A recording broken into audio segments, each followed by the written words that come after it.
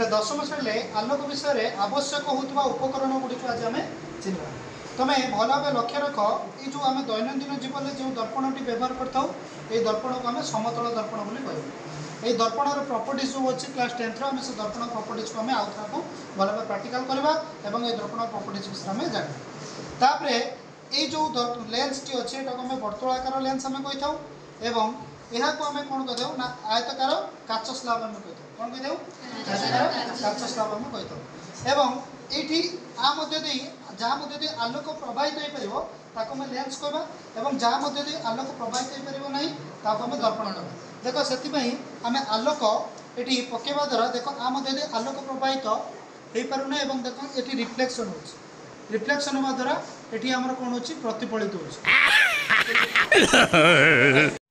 जो आम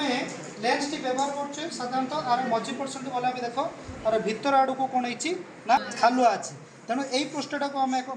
लेंसटा को आम कौन कहवा अवतल लेंस बोले कह यही लेंसटा को गला रख मझी पर्सेंट कौन अच्छी एवं पेटुआ अच्छी आर अंशटी आम कौन अच्छी ना पतला अच्छी तेणु यहाँ आम उत्तल लेंस बोली कहवा। यहाँ को तुम भल भाव जाच आम यहाँ को आम प्रिजिम कही था एवं ये दुईटी आम दर्पण नीचे ये दुईटी दर्पणर तार मझी अंशटी पेटुआ अच्छी तेणु आम उत्तल दर्पण कहीचे यही दर्पण भल भाव लक्ष्य रख आर मझी अंशटी खालुआ अच्छी यहाँ को आम अवतल दर्पण बोली आम कही था। अच्छा पिले मत चिन्हल ये उत्तल लेंस कौटा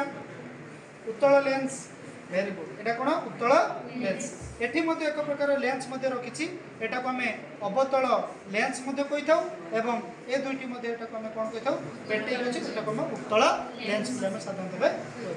बुझीगला पिले।